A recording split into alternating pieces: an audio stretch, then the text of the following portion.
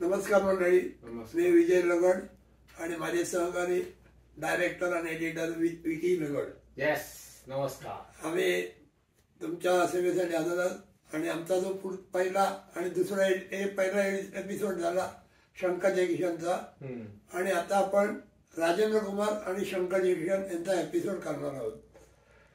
याच्यानंतर शेवटला तुम्ही संपल्यानंतर तुम्ही आम्हाला कॉमेंट करून सांगा तुम्हाला कसा वाटला, काही सुधारणा करायची असली तरी सांगा, म्हणजे आम्ही जो परत त्याच्यामध्ये सुधारणा करू. तर आता आपण आपला एपिसोड चालू करूया. राजेंद्र कुमार शंकर जयकिशन. तर 1960 पासून खरं म्हणजे सिनेमासृष्टी बहरली. सिनेमासृष्टी चालू होती आधीपासून. मग 49ला आपण बोललो शंकर जयकिशन आणि राज कपूरचा बरसा झाला. पण त्याच्यानंतर सिनेसृष्टीला खरे दिवस म्हणजे चांगलं आणि सिनेसृष्टीने बाळसं घेतलं अच्छे दिन, तर ते 1960 सालापासून. तर राजेंद्र कुमार त्याच्या आधीपासूनच सिनेसृष्टीत होता. त्याने 1955 पासून सिनेसृष्टीत काम करायला सुरुवात. 50 पासून त्याने 1950 पासून नायक म्हणून तो आला नाही, तर त्याने नायक होण्याच्या आधी पाया चांगला करावा म्हणून त्याने असिस्टंट डायरेक्टरची नोकरी स्वीकारली. एच.एस. रवेल म्हणून फार मोठे डायरेक्टर प्रोड्युसर होते. सिनेसृष्टीत त्यांचं नाव होतं. त्यांचे असिस्टंट म्हणून त्यांनी काम केलं. ते काम करताना त्याच्याबरोबरच, कारण ते प्रोड्युसर डायरेक्टर वगैरे सगळे होते, त्यामुळे त्यांच्याकडे पिक्चर असायचे. तर त्यांनी थोडी थोडी कामं पिक्चर मध्ये पण करायची सुरुवात केली. पतंग आणि पॉकेट मार, सगाई अशा चित्रपटात छोटी छोटी कामं केली.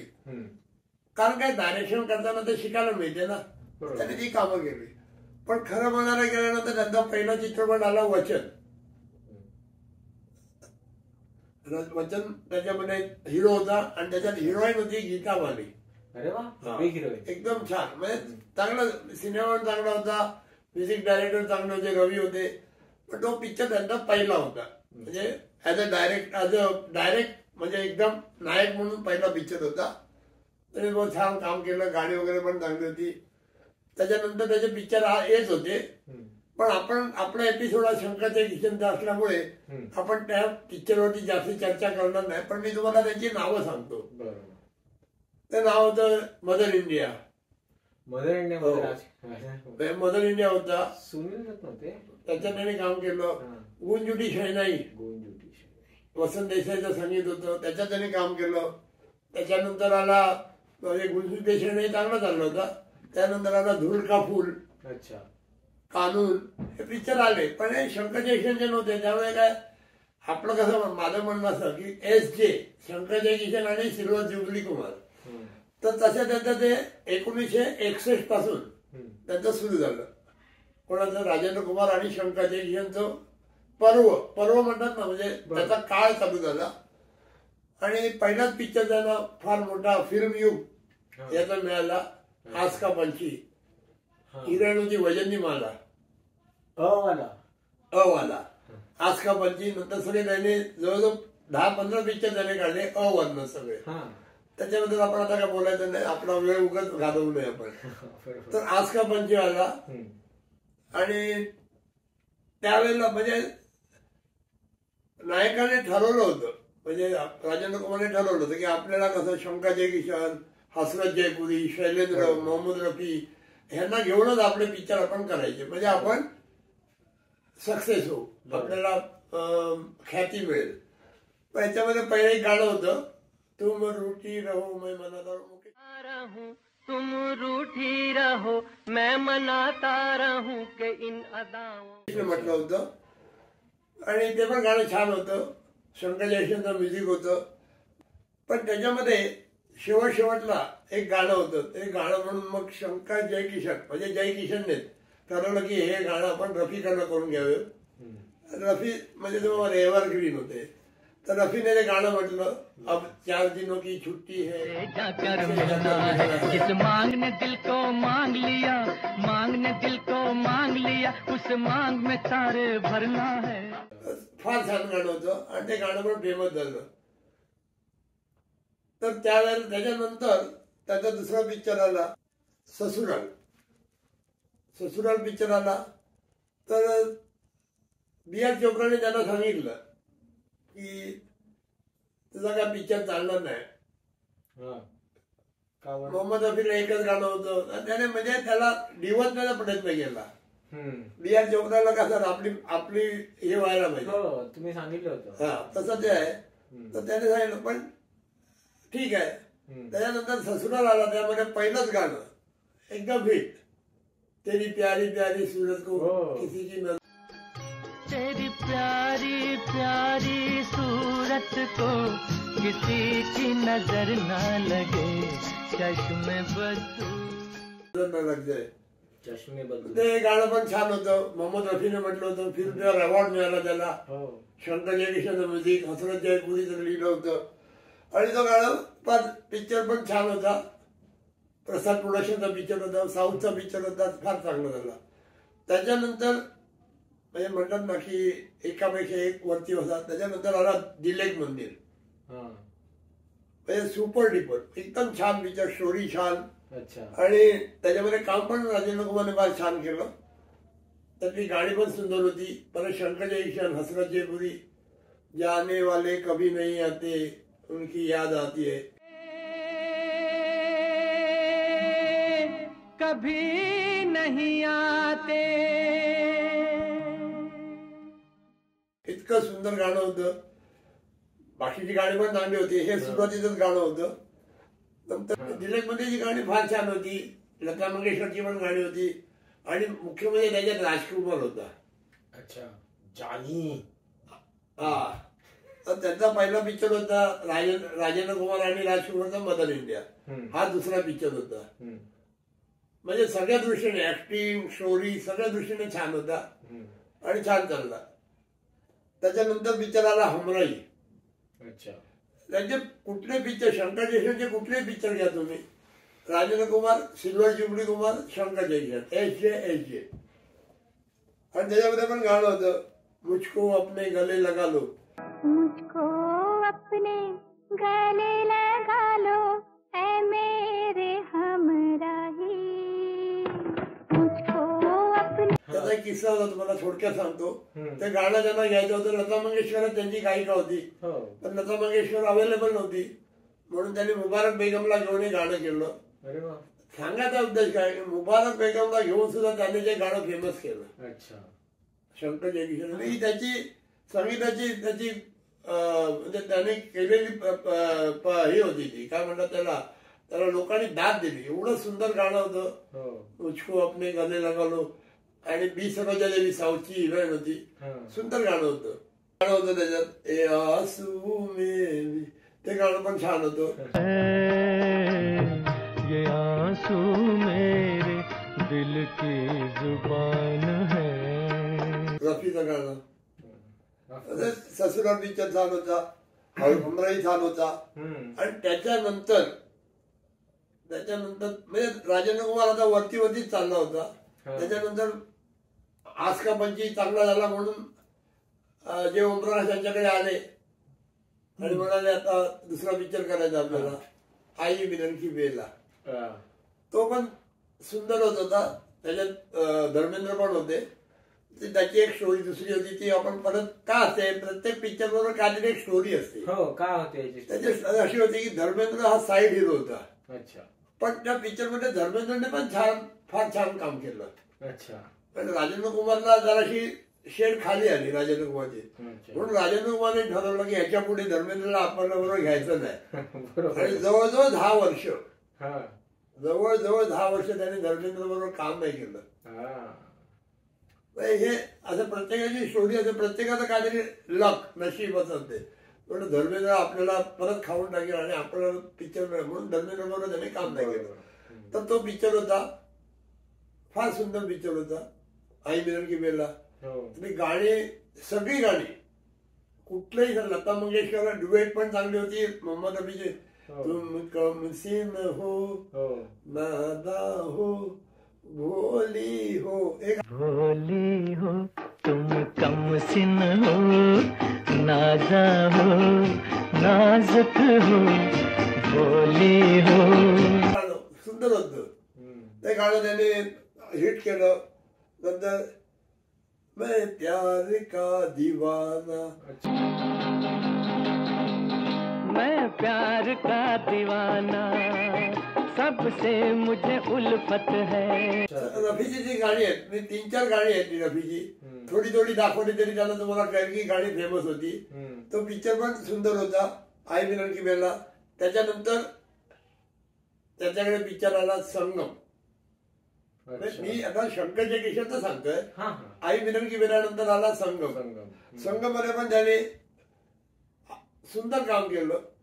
त्याचा निगेटिव्ह रोल होता, म्हणजे तो हिरोईन कोण हिरो कोण त्याच्या वैजंतीमाला होती. म्हणजे त्याचा बघा वैजंतीमाला बरोबर तिसरा पिक्चर होता. वैजंतीमाला होती आणि वैजंतीमाला आणि त्यांचं एक गाणं पण होतं, हे मेरा प्रेम पत्र पढ़कर.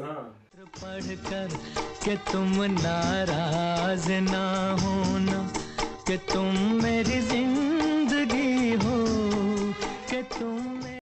जयकिशन एवढं सुंदर लिहिलं होतं. आता जयकिशन म्हटल्यानंतर तेच आपण लास्ट टाइम जयकिशनने ते गाणं, आणि त्यांनी त्यावेळेला हे गाणं फिल्मफेअरसाठी पाठवलं होतं. म्हणजे आपल्याला अवॉर्ड मिळाला नाही, कारण त्यावेळेची गोष्ट वेगळी होती. त्यावेळेला सगळे अवॉर्ड, जवळजवळ 6 अवॉर्ड दोस्ती या सिनेमाने घेतले. सगळ्यांना वाटलं होतं आपल्याला मिळेल. आपल्याला सगळ्यांनी आपापली गाणी, आणि ती पण सगळी मोहम्मद रफीचीच गाणी होती. तो नाही मिळाला. तर संगम हा एक उत्कृष्ट पिक्चर होता, फार चालला.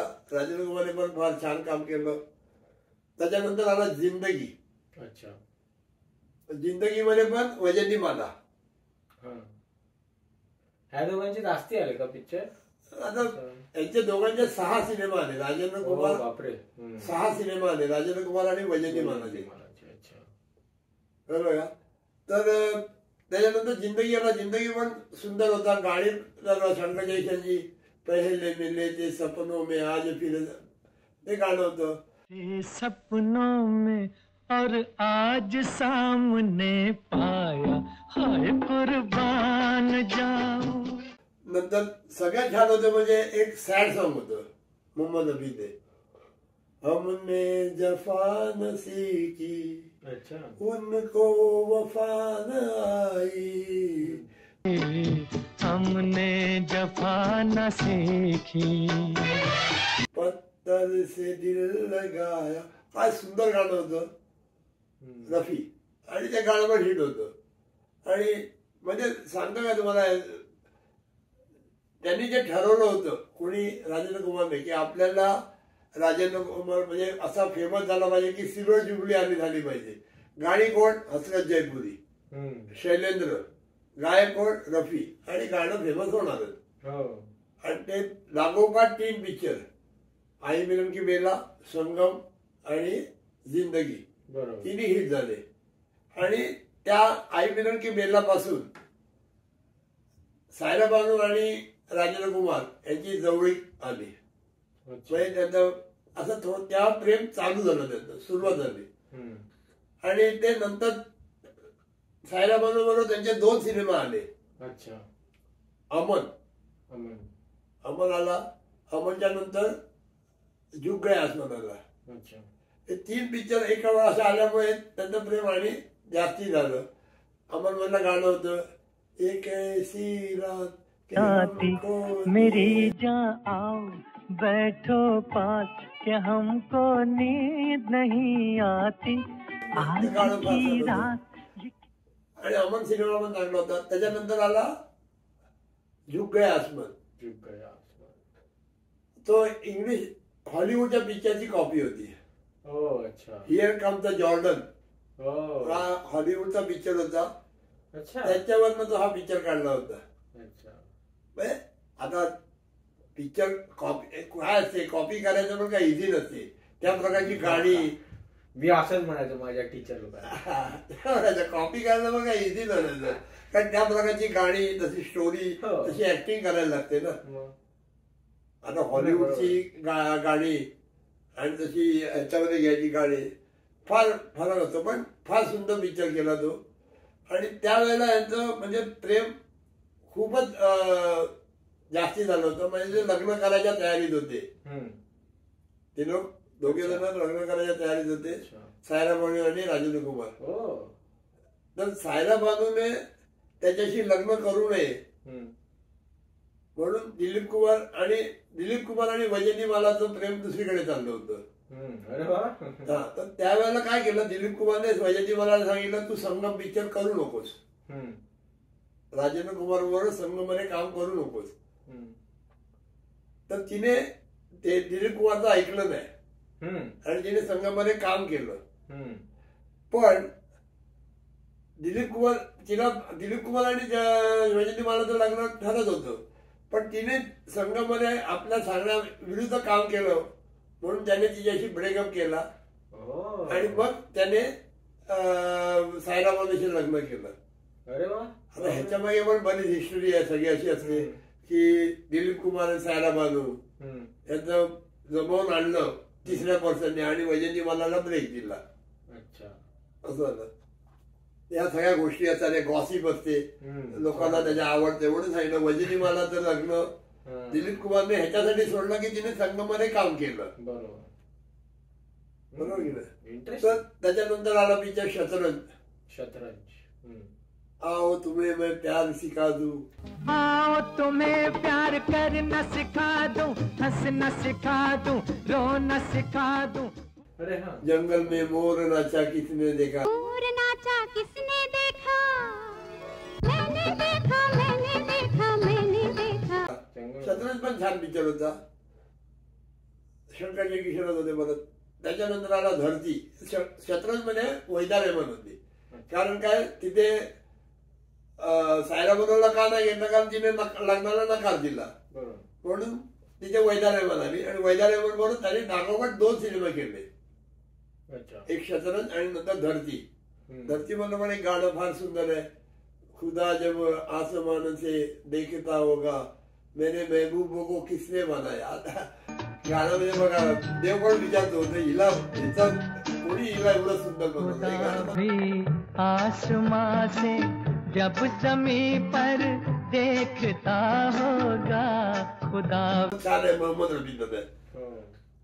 अशा प्रकारे राजेंद्र कुमारने सिल्वर जुबली कुमार आणि शंकर जयकिशन अशा म्हणून सगळे पिक्चर हिट केले. पण त्याचं दुर्दैव म्हणजे काय सांगतो तुम्हाला, त्याचं फिल्मफेअर अवॉर्डसाठी 4 वेळा नॉमिनेट झाला तो राजेंद्र कुमार ऍक्टर म्हणून, पण त्याला एकदा मिळालं नाही. पण राजेंद्र कुमारमुळे 2 गाण्यांना फिल्मफेअर अवॉर्ड मिळाला.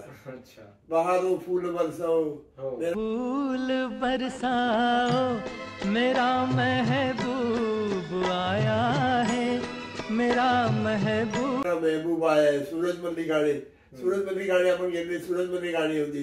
आरजू पिक्चर होता त्याचा, शंकर जयकिशन बरोबर होता, तो पण सुंदर. हे सगळे असे पिक्चर त्याने केले. त्याला 4 वेळा नॉमिनेट करून सुद्धा त्याला फिल्मफेअर अवॉर्ड मिळाला नाही. पण त्याच्यावर पिक्चराईज झालेली गाणी, तेरी प्यारी प्यारी सूरत को, त्याला अवॉर्ड मिळाला. सूरत को किसी की नजर न लगे चश्मे बद्दू. बहारो फूल बरसाओ त्याला अवॉर्ड मिळाला. आरजू त्याचा पिक्चर होता शंकर जयकिशन बरोबर. एकूण एक सुंदर गाणी, सगळी गाणी सुंदर, एक नाही सगळी गाणी. अजी हमसे रूठ कर कहा जाओगे,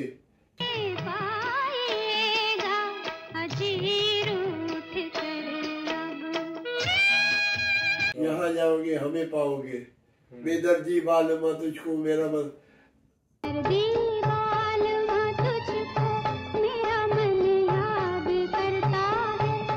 असं आरजू मला पिक्चर होता. सूरज मधली गाणी घ्या. सूरज हा पिक्चर फक्त राजेंद्र कुमारसाठी बनवला होता. 8 गाणी, सगळी गाणी सुंदर. शंकर जयकिशन पण म्हणतात नाही की आता नशीब असते. आणि 1970ला त्याचा शेवटचा पिक्चर आला शंकर जयकिशन बरोबर, तो धरती. सांगितल्याप्रमाणे 71 मध्ये 78 आणि 71 मध्ये जयकिशन मध्ये झाला. तर जयकिशन शंकर जयकिशनची जोडी कमी झाली आणि राजेंद्र कुमारचे पण गाणी पिक्चर वगैरे, कारण शंकर जयकिशन नाही, हसरत जयपुरी नाही, शैलेंद्र नाही, त्यामुळे त्याची गाणी पण एवढी फेमस नाही झाली. त्याच्यानंतर म्हणजे शंकर जयकिशन पासून सुटल्यानंतरचे पिक्चर होते अंजना, नंतर होता तलाश, ओपी रल्लनचा तलाश होता, नंतर मालासिनाबरोबर गीत आला, पिक्चर आले, गोरावर काला आला, नंतर गावात पिक्चर आला. पण हे पिक्चर असे म्युझिकल हिट नव्हते.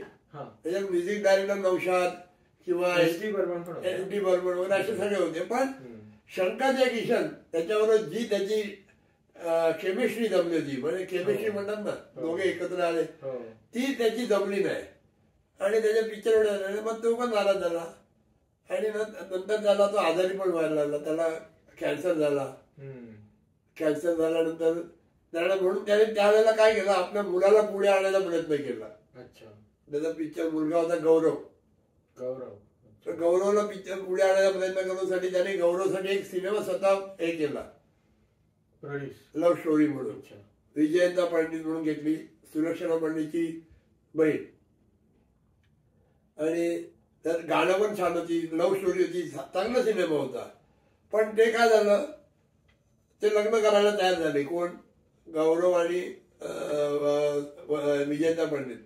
पण राजेंद्र कुमारने सांगितलं नाही, हे लग्न मी होऊ देणार नाही. राज कपूरची मुलगी, तिच्याशी तुझं लग्न करायचं.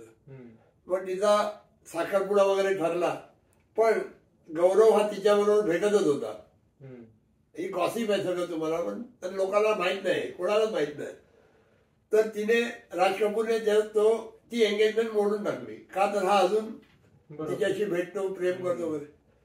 मग राजेंद्र कुमारने काय केलं, नरगिस शेट्टीचे संबंध चांगले होते, तो नरगिसची मुलगी नम्रता, तिच्याबरोबर डायरेक्ट लग्न केलं. म्हणजे साखरपुडा वगैरे सगळी बोंबाबोंब नको म्हणून नम्रता, नरगिसची मुलगी, हिच्यावर लग्न केलं.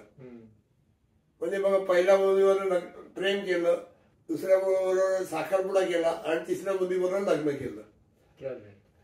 आणि मग ह्या सगळ्या गोष्टीतला राजेंद्र कुमार फार खचला आणि 1999 मध्ये कॅन्सरने त्याचं निधन झालं. तर ही अशी म्हणजे पहिली सुरुवातीचा वेळ थोडा कठीण होता, नंतर एकदम जोरदार होता. भरपूर पैसा कमवला, सगळं केलं, नाव मिळालं. राज कपूर बरोबर किती पिक्चर काढला त्याचा, सगळे चांगले होते. त्याची ही होती स्टोरी होती. तर पुढच्या वेळेला आपण जो आता एक एपिसोड करणार आहोत, शंकर जयकिशन आणि शम्मी कपूर. तर त्यापूर्वी मी तुम्हाला एक प्रश्न विचारणार आहे आताच्या एपिसोडवर, की राजेंद्र कुमारने आपल्या करिअरमध्ये सगळ्यात जास्ती कोणाबरोबर काम केलं, हिरोईन कोण आणि हिरो कोण? त्याने कामं सगळ्यांबरोबर केली, धर्मेंद्र बरोबर केलं, सांगितलं सगळ्यांबरोबर केली. पण सगळ्यात जास्ती हिरो कोण होते त्याच्याबरोबर काम करणारे आणि सगळ्यात जास्ती हिरोईन कोण त्याच्याबरोबर कामं केली? त्याचं तुम्ही कॉमेंटमध्ये उत्तर द्या. आपण पुढच्या एपिसोडमध्ये बघू कोणी कोणी सांगितली ते बरोबर उत्तर. आता बोलण्याच्या ओघात मी तुम्हाला सांगितले होते, पण आता तुम्ही किती त्याची उत्तरं बरोबर देतात ते कळेल. तर मंडळी, आता आपण पुढच्या वेळेला भेटू. असंच नवीन नवीन गोष्टी, नवीन नवीन गॉसिप, नवीन गाणी, शम्मी कपूर आणि शंकर जयकिशन. तर मंडळी, आम्ही आता रजा घेतो. आवडला असेल तर सबस्क्राईब करा, लाईक करा आणि कॉमेंट नक्की करा.